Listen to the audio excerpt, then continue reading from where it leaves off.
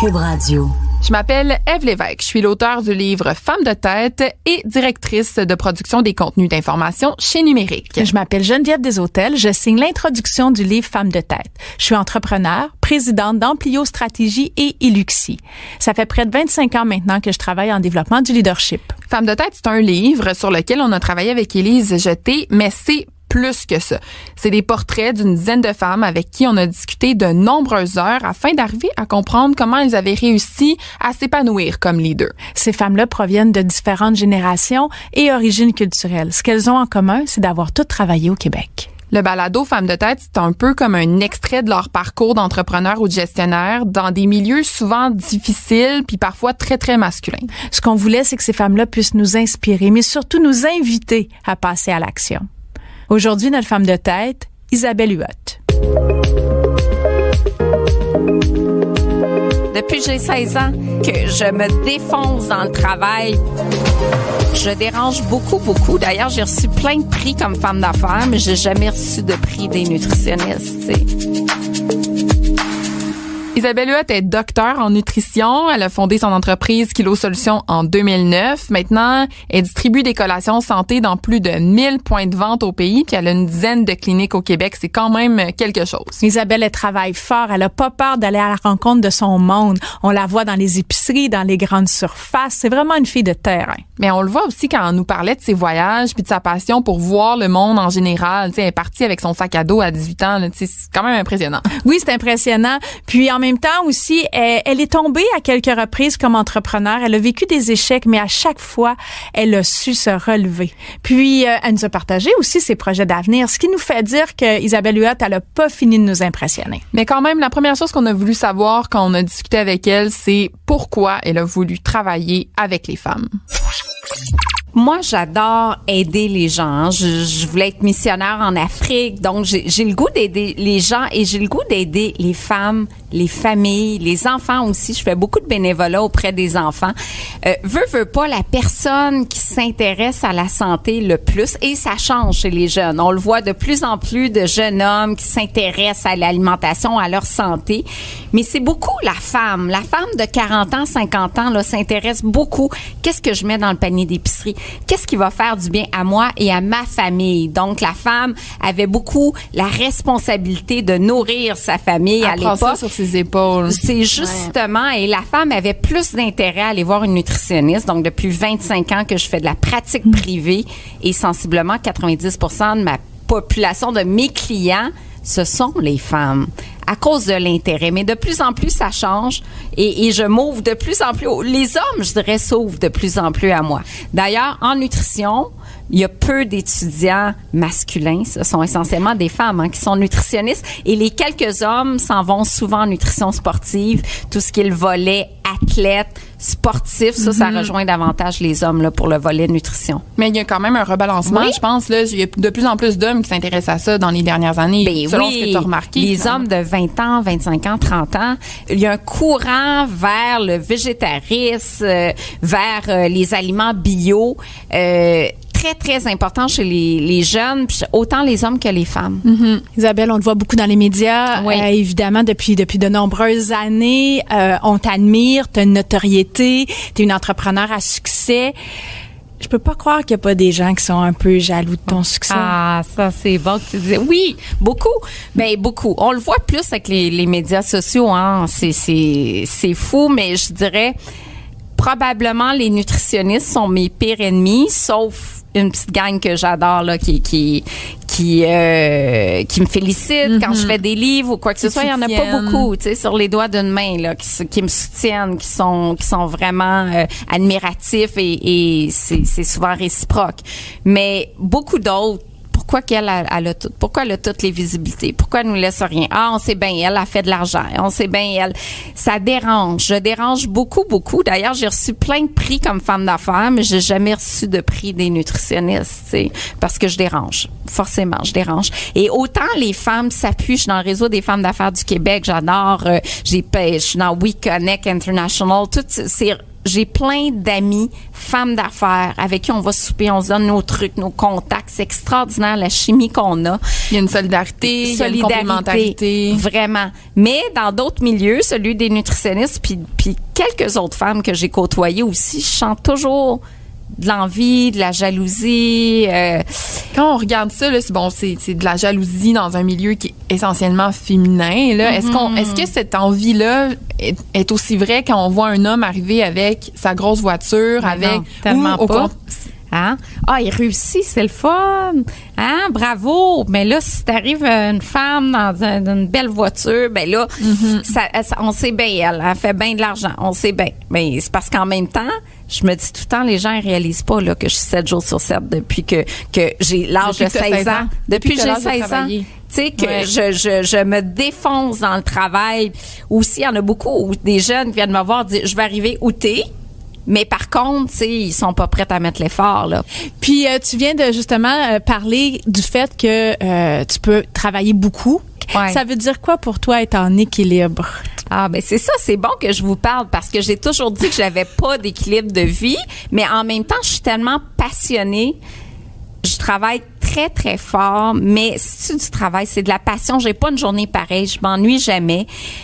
Je manque peut-être d'équilibre personnel, mais je pense que c'est toi qui m'as sorti ça, Geneviève. T'es en harmonie. Je peux être en harmonie avec ma vision des choses. Puis j'ai pas assez de temps libre. C'est sûr, j'aimerais voir mes amis plus, j'aimerais m'entraîner plus. Il y a bien des choses qui prennent le bord parce que je suis focusée sur mon travail, sur ma vision, puis sur le désir de l'amener plus loin. Mm-hmm. Mais ça demeure un choix. C'est un choix. C'est un choix que j'ai fait, puis en fait, j'ai toujours été comme ça. Parce que même dès ton adolescence, tu disais que tu avais 3 jobs en même temps d'aller à l'école.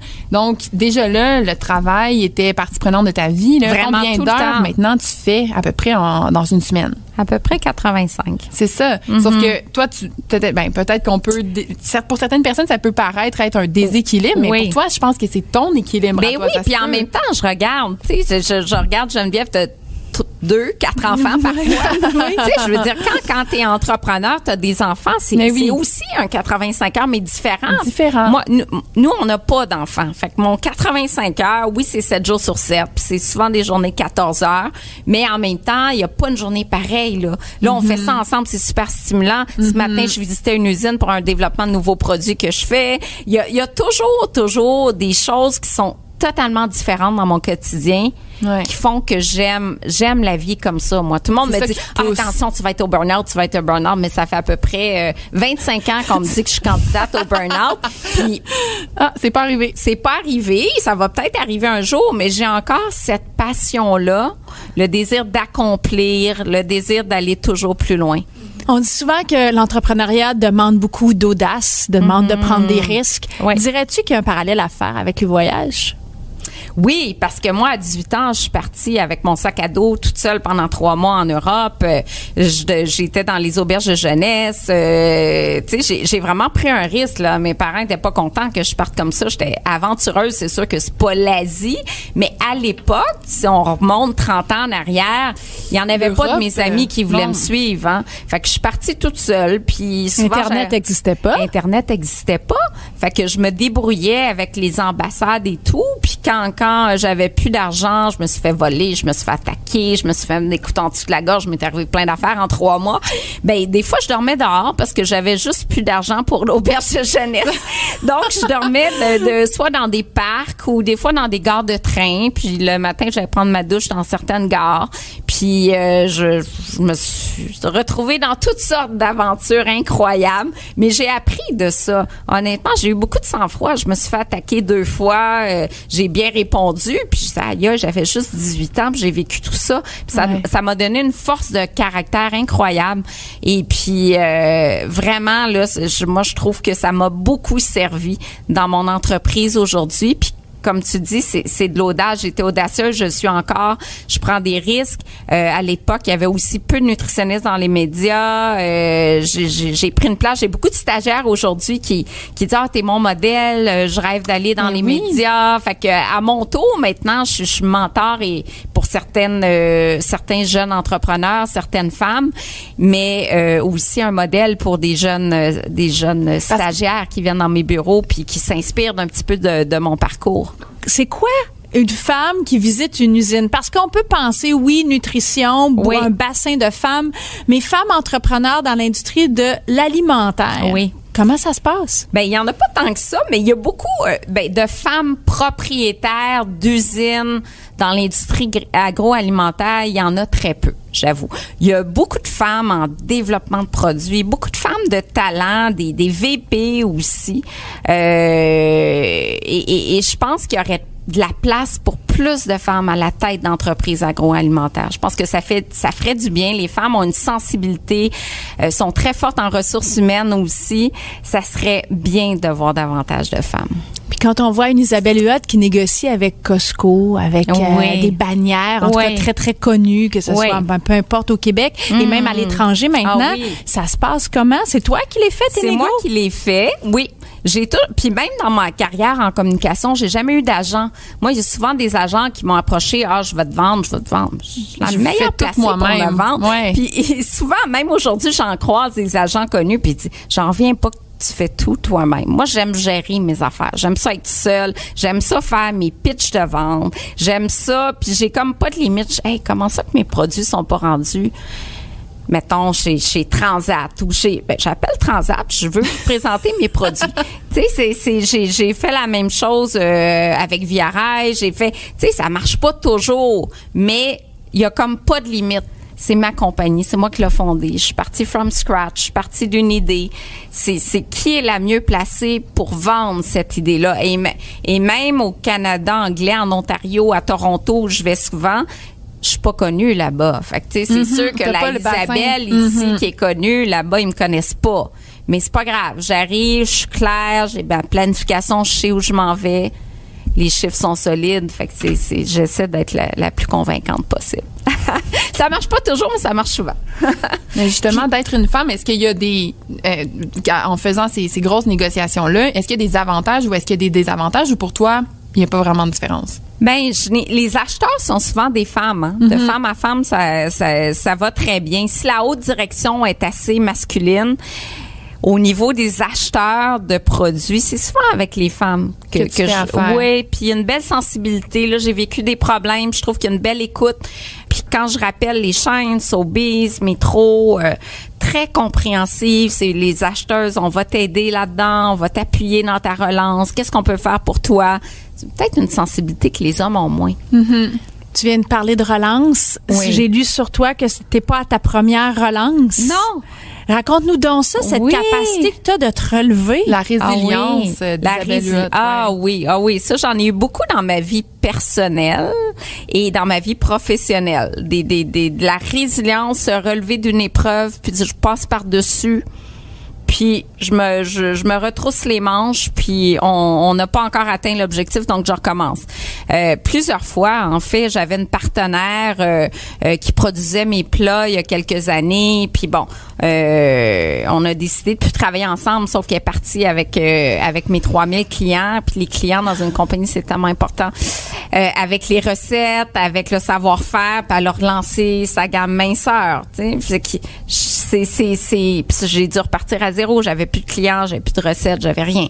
Fait que j'ai reparti avec mon ami Jérôme Ferrer, super, mais c'était sa nouvelle usine, donc il avait jamais produit de petites barquettes. C'est pas le grand restaurant européen, ça demande de l'adaptation, ça change tout. Fait qu'au début, ça a pas été un succès. Ce l'est aujourd'hui, mais je veux dire, la recette, ça fonctionnait pas, puis on avait des barquettes en plastique, puis on envoie ça à l'autre bout, au nord du Québec, un petit peu partout, puis la barquette éclatait, fait que les clients étaient pas contents, on remboursait tout le monde. Bref, j'ai tout reperdu les clients que je venais de payer une grande campagne télé, d'investir beaucoup en disant je repars.